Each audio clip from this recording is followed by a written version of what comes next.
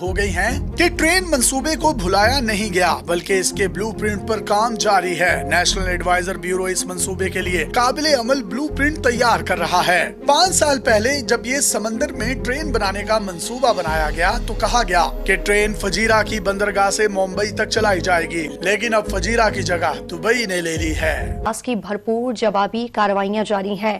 الزیتون علاقے میں اسرائیلی فوج پر حملوں کی نئی ویڈیو جاری کر دی۔ جنگ بندی کے باوجود اسرائیل کے غزہ پر وحشیانہ حملے جاری ہیں۔ اسرائیل کے نصیرات، جبالیہ، دیر البلح میں پناہ گزین کیمپوں اور رہائشی مکانات حملوں میں ابھی ریسنٹلی آپ نے جیسے کہ دیکھا ہوگا کہ عرب ورلڈ ساری جو ہے وہ کٹھی ہوئی، بلکہ عرب ورلڈ اور اسلامک ورلڈ، اور اس کا جو انہوں نے ٹائٹل دیا انہوں نے کہا جی عرب اسلامک سمٹ۔ اس منصوبے کے تحت ممبئی سے دبئی تک زیر زمین ٹرین کی لائن بچھائی جائے گی۔ اس میں تیز رفتار تیرتی ہوئی ٹرین چلے گی۔ اس سے پہلے کچھ جگہوں پر سمندر کے اندر ٹرینیں چلائی جا رہی ہیں۔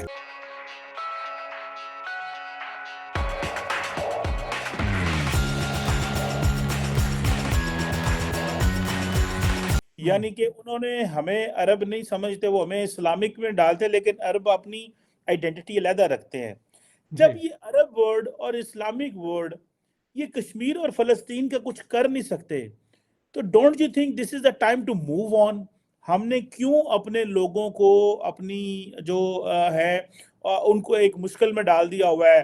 ملٹری ہمارے پاس ہے نہیں ہے، ڈپلومیٹیکلی ہم اس قابل نہیں ہے کہ ہم وہ طاقتیں جو ظلم کرتی ہیں ان سے کنارہ کشی کر لیں، پولیٹیکلی ول کوئی نہیں ہے، لیڈرشپ ڈسگرنٹلڈ ہے، وہ لیجیٹیمیسی نہیں ہے، تو پھر آپ کو نہیں لگتا کہ عالم اسلام یا مسلم ورلڈ کا ایک ٹائم ویسٹ کیا جا رہا ہے؟ And this is a right time کہ جب ہم یہ بات کرتے ہیں کئی ملکوں میں کہ نئے سوشل کانٹریکٹ ہونا چاہیے، تو مسلم دنیا کو بھی ایک نیا سوشل کانٹریکٹ کرنا چاہیے، and they need to move on to new direction and start telling people the realities rather letting them live in such kind of ایک فینسی ورڈ میں، آپ جسے کہتے ہیں نا یوٹوپین ورڈ میں ہم رہتے رہیں۔ آپ اس حوالے سے ڈاکٹر صاحب کیا کہیں گے؟ اس میں ہر جگہ پہ جو مذہب اور آرتھوڈاکسی کا ہولڈ تھا نا وہ کمزور ہوتا گیا۔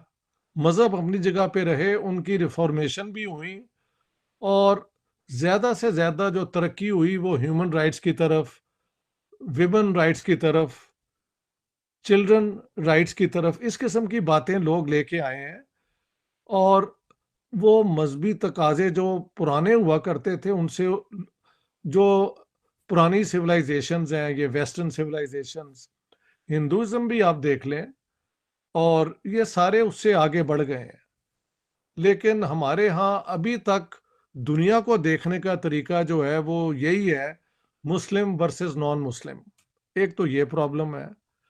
دوسرا پرابلم ڈاکٹر صاحب یہ ہے کہ یہ ایک بہت بڑی ایلوژن یا آپ ڈیلوژن بھی کہہ سکتے ہیں کہ مسلم امہ کوئی ایک ہوموجینیس قسم کا گروپ ہے۔ آپ بھی جانتے ہیں کہ عرب اور غیر عرب کا ڈسٹنکشن پہلے سے ایگزسٹ کرتا ہے، اور ہونا بھی چاہیے۔ جیسی جیسی آپ کی زبان ہوگی، جس علاقے میں آپ رہیں گے، وہاں اپنے طریقے سے آپ زندگی بسر کریں گے، انہی حالات میں آپ ایک اپنے فیصلے کریں گے۔ تو کیسے ہو سکتا ہے کہ ساری دنیا کے مسلمان ایک ہی وہ کیا کہتے ہیں پروگرام کے تحت چل رہے ہوں؟ یہ جو دور بنا دنیا کا، اسے کہا جاتا ہے ٹیریٹوریل سٹیٹس کا۔ یو این چارٹر 1945 کے بعد دنیا کے اندر یہ ٹیریٹوریل سٹیٹ کی سوورنٹی کو اور ٹیریٹوریل انٹیگریٹی کو بلڈنگ بلاک مانا گیا دنیا کی وہ کیا کہتے ہیں اسٹیبلٹی کا۔ سو اس لیے یہ جو ہے نا ایک انٹرنیشنل قسم کے الائنس، اس قسم کے، وہ کوئی زیادہ میننگ نہیں رکھتے۔ وہ ٹھیک ہے، ہم یہ بھی کہہ سکتے ہیں یورپین یونین ایک گروپ بنا ہے، لیکن انہوں نے کیا وہ پرانی چرچ، کیتھولک چرچ یا پروٹیسٹنٹ چرچ کی بنیادوں پہ اپنے قانون بنائے ہیں، European court of human rights? No, سب نے ماڈرن دور کی جو ہے نا بیسٹ سوچ، اس کی بنیاد پہ رائٹس کا ڈسکرپشن کیا ہے۔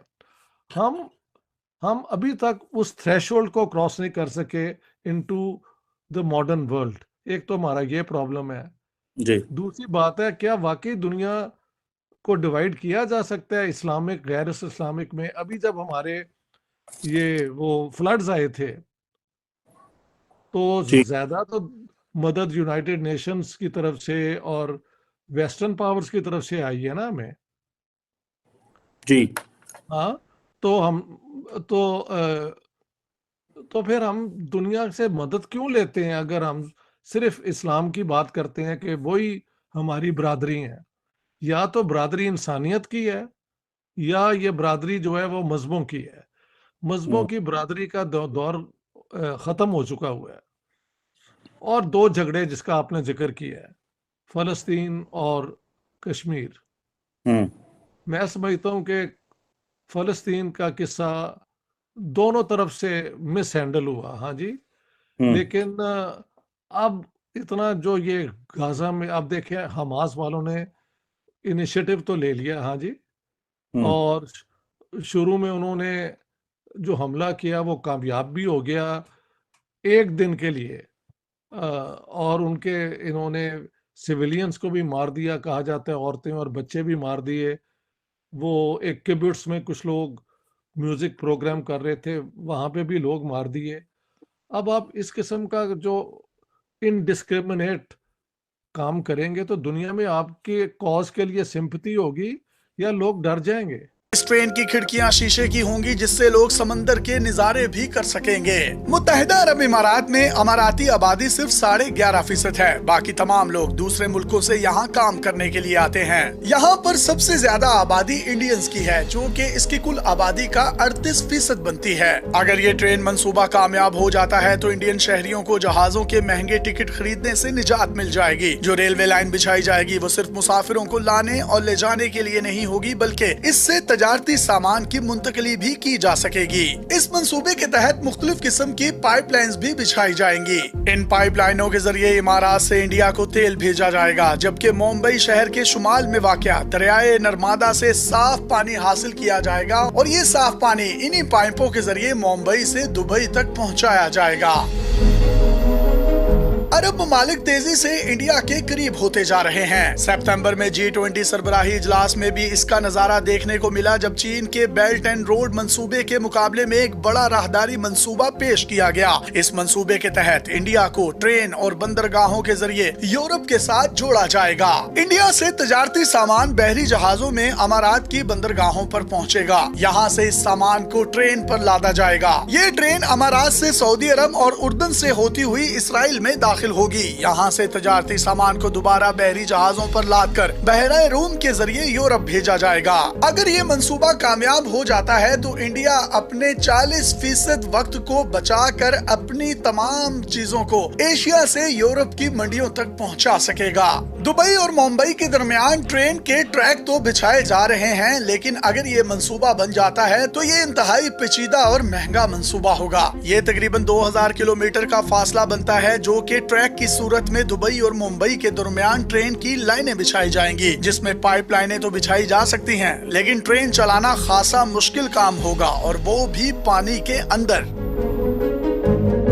اس کے لیے بہت سی نئی ایجادات اور ٹیکنالوجی بھی حاصل کرنا پڑیں گی. اگرچہ یہ قابل عمل منصوبہ نہیں لگتا، لیکن بات جب دبئی کی آ جائے تو دبئی کے لیے کچھ بھی کرنا ممکن ہے. اس وقت امارات اور سعودی عرب میں سخت دوڑ لگی ہوئی ہے. پہلے دبئی پوری دنیا کا تجارتی ہب ہوا کرتا تھا، لیکن اب سعودی عرب نے بھی خود کو ڈائیورسفائی کرنا شروع کر دیا ہے. محمد بن سلمان نے ویژن 2030 کے تحت ملک کی حالت بدلنے کا بیڑا اٹھایا ہے.